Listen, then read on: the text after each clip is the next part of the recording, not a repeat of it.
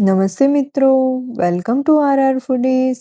Last વિડીયોમાં આપણે કાજુ કારેલાનું શાક બનાવ્યું ત્યારે મેં તમને કીધું હતું કે આ છાલમાંથી શું બનશે તે તમને નેક્સ્ટ વિડીયોમાં જોવા મળશે.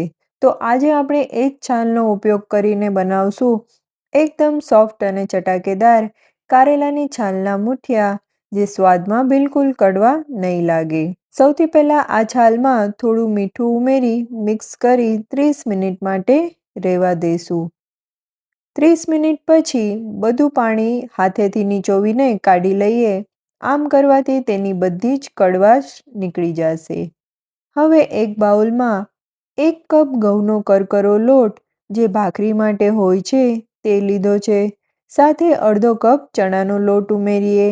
મસાલામાં અડધી ચમચી હળદર પાવડર, 2 ચમચી ધાણા જીરું, મીઠું સ્વાદ પ્રમાણે, 1 મોટી ચમચી આદુ મરચાં લસણની પેસ્ટ, 1 ચમચી ખાંડ, મુઠિયાને સોફ્ટ બનાવવા ચપટી સોડા અને તેના ઉપર 1 લીંબુનો રસ નીચોવીએ. સાથે 2 ચમચી તેલ મોણ માટે ઉમેરી કારેલાની છાલ ઉમેરી સરસથી બધું મિક્સ કરી લઈએ. આ મુઠિયામાં તમે વધેલા ભાત, દહીં, દૂધી છીણીને અથવા તો ઘઉંના લોટની જગ્યાએ જુવારના લોટનો પણ ઉપયોગ કરી શકો છો. અને મસાલાનું પ્રમાણ, ગળપણ, ખટાશ ચડિયાતું રાખવાનું, જેથી કરીને કારેલાની છાલની કડવાશ બેલેન્સ થશે અને મુઠિયા સ્વાદમાં જરા પણ કડવા નહીં લાગે. હવે જરૂર પ્રમાણે પાણી ઉમેરી સરસ મીડિયમ સોફ્ટ લોટ બાંધીને તૈયાર કરી લઈએ. તો આપણો લોટ તૈયાર છે. તેલવાળો હાથ કરી લોટમાંથી લાંબા રોલ તૈયાર કરી તેલવાળી ચાળણીમાં કે તમારી પાસે સ્ટીમર હોય તો તમે સ્ટીમરમાં 15 થી 20 મિનિટ માટે સ્ટીમ કરી લઈએ. 20 મિનિટ પછી આપણા મુઠિયા એકદમ સોફ્ટ બફાઈને ઠંડા થઈ ગયા છે.